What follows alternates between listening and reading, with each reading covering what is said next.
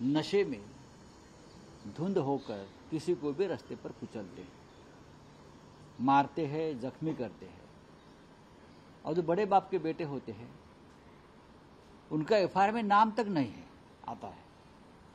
कानून अगर एक है, इस देश राज्य में कानून और लॉ एंड ऑर्डर है, फडणवीस जी गृह मंत्री है, तो बताना चाहिए नागपुर में जो हिट एंड रन का केस हुआ है वो कार किसकी है, किसके नाम पर है, गाड़ी कौन चला रहा था, बाद में ड्राइवर की अदला बदली की, ये रिकॉर्ड पर है।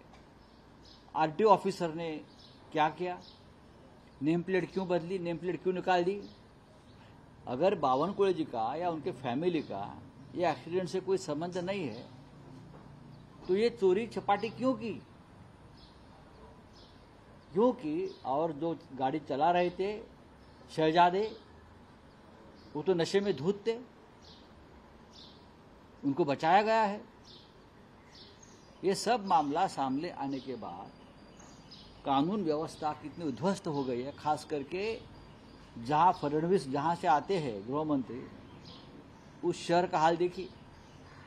अगर और किसी पार्टी का नेता का ये लड़का होता तो अब तक फडणवीस की फौज हमारे पर इतना हमला कर देती, लेकिन आज आपके प्रदेशाध्यक्ष की बेटा है, नशे में धूत रहा, ऐसे रिकॉर्ड पे है, गाड़ी चला रहा था, 2 लोग गंभीर तरह से जख्मी है, मौत से जूझ रहे हैं और एफआईआर में नाम तक नहीं, एफआईआर में नाम नहीं है।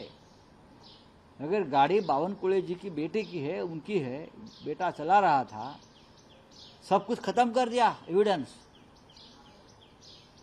तो आपको अधिकार है कानून का नाम लेकर अपने विरोधियों को त्रासदी देने का? नहीं है।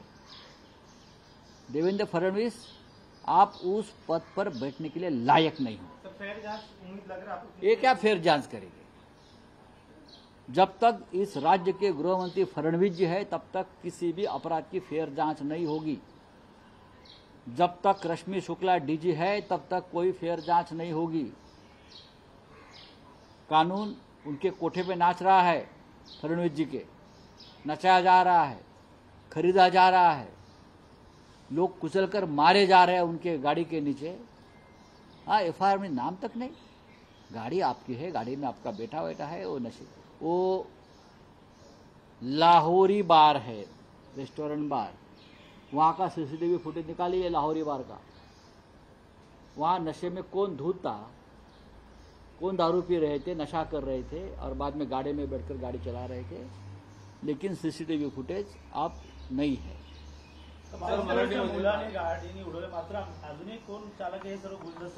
चंद्रशेखर बावनकुळेंचा हा विषय नाहीये,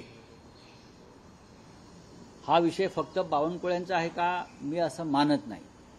या राज्यातल्या कायदा आणि सुव्यवस्थेचा जो कचरा झालेला आहे, म्हणजे कायदा 2 आहेत का, एका बाजूला नरेंद्र मोदी समान कायद्याच्या गोष्टी करतात ना, कायदा सगळ्यांसाठी सारखा, पण या राज्यात तसं नाहीये।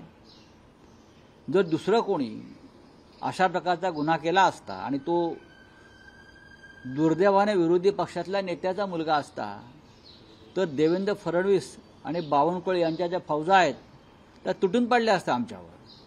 पण आज तुमचे प्रदेशाध्यक्षांचा मुलगा याच्या स्पष्ट दिसतो आहे, गाडी तुमची आहे बावनकुळ्यांची, गाडीनं 6 गाड्यांना ठोकर मारली, 4 लोक जखमी आहेत, त्यातले 2 अत्यंत गंभीर स्वरूपात जखमी आहेत आणि ते जीवन मरणाशी झुंज देत आहेत नागपूरला। लाहोरी बारमधून नशेत धूत होऊन हे लोक गाडी बसले आणि गाडी चालवत गेले, गाड्या ठोकरल्या। त्यानंतर 2 ठिकाणी 2 वेळा झालं, हे सीसीटीव्ही फुटेज गायब केलेले आहेत नेहमीप्रमाणेच। त्यानंतर नंबर प्लेट गाडीची काढून टाकली, पहा तुम्ही। गाडीचे मालक जर बावनकुळ्यांचे चिरंजीव का बावनकुळे आहेत, मग एफआयआर मध्ये नाव का नाही?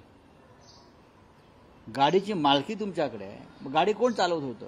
ड्रायव्हरची अदलाबदली झाली, स्वतः गाडी चालवत होते महाशय शहजादे, युवराज. पण अपघात झाल्यावर ड्रायव्हरला बसवला आणि ड्रायव्हरचं नाव घेतलं. म्हणजे ही जी रंगसफेदी चाललेली आहे, हा या राज्यातला कायदा आहे. फडणवीसजी, आपण गृहमंत्री आहेत ना, आपण शपथ घेतलेली आहे संविधानाची की मी सगळ्यांशी समान न्यायानं वागेन म्हणून.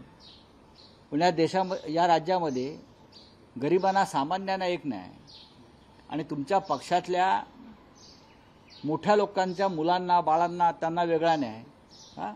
आमच्यावर तुम्ही गुन्हे दाखल करणार, आम्हाला अटका करणार आणि तुम्ही मोकाट सुटणार लोकांना चिरडून. हा कोणता न्याय आहे? हे कोणतं संविधान आहे? फडणवीस यांच्यासारखी व्यक्ती या राज्याच्या गृहमंत्रीपदाला लायक नाही. सर, एमआईएम ने गठबंधन करना चाहती महाविकास आघाड़ी से, महाविकास आघाड़ी की क्या भूमिका है? एमआईएम महाविकास आघाड़ी से हाथ मिलाना चाहती ताकि गैर बीजेपी वोटों को देखिए, बंटवारा बात ऐसी है, आपने मुझे सवाल पूछा है, मीडिया के माध्यम से हम उसका सवाल नहीं दे सकते, जवाब नहीं दे सकते ना. इस प्रकार का कोई प्रपोजल ही नहीं है, इस प्रकार का कोई हमारी बातचीत नहीं है. जब सामने आ जाएगा प्रपोजल तो महाविकास आघाड़ी चर्चा करेगी, लेकिन अब तक तो हमारे सामने ऐसा कोई प्रपोजल ही नहीं है. हे का हा धर्म नाही आहे. दुसरीकडे ते म्हणतात की शिवरायांची समाधी त्यांनी शोधली. इतिहासकार म्हणतात की फुले यांनी समाधी शोधली.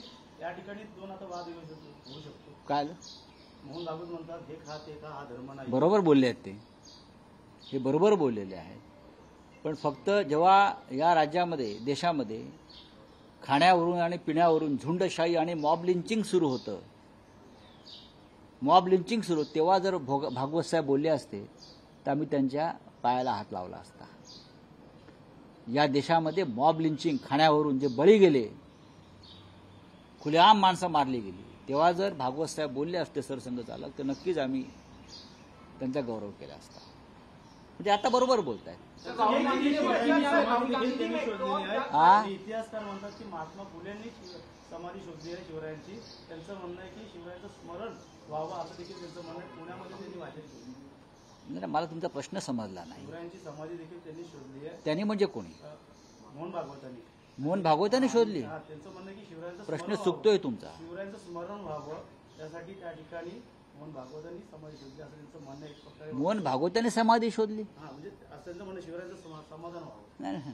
आणि फुलेंनी, इतिहासकार म्हणतात की फुलेंनी. बघा, आपला काही प्रश्न चुकतो आहे. मोहन भागवत असं बोलणार नाहीत. मी सांगतो, आपण समाधी शोधली असं ते कसे काय बोलतील मोहनराव भागवत? शक्यच नाही.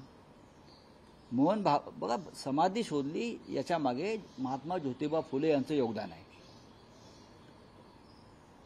हे सर्वत्र आहे. त्याच्यामुळे या वादात न पडता, बघा, तर कोणी शोधली असेल, टिळक आणि फुले तसे समविचारी आणि समकालीन होते, साधारण मागे पुढे होते.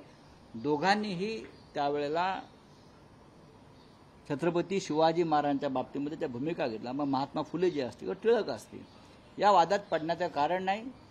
छत्रपती आमचं दैवत आहे, समाधी रायगडावर आहे, त्याचं स्मरण आणि त्याची निगा आपण राखली पाहिजे. राहुल गांधी ने वर्जीनिया यूएसए में जाके बयान दिया कि इंडिया में, भारत में एक जात दूसरी जात से कम है, एक लैंग्वेज दूसरी लैंग्वेज से कम है, कुछ राज्यों के नाम लिए कि ये राज्य इनसे कम है. बोले ये आरएसएस और बीजेपी वाले इस तरह से उनका कहना था, क्या कहते हैं? राहुल गांधी जी ने जो कहा है उसमें गलत क्या है? राहुल जी ने ठीक ही बात की है. हमारे देश में ये चल रहा है और बीजेपी के लोग ये 10 साल में ये जाति का और धर्म का राजकारण, तुष्टीकरण ज्यादा कर रहे हैं. राहुल गांधी ने जो बात की है लोगों की मन की भावना है.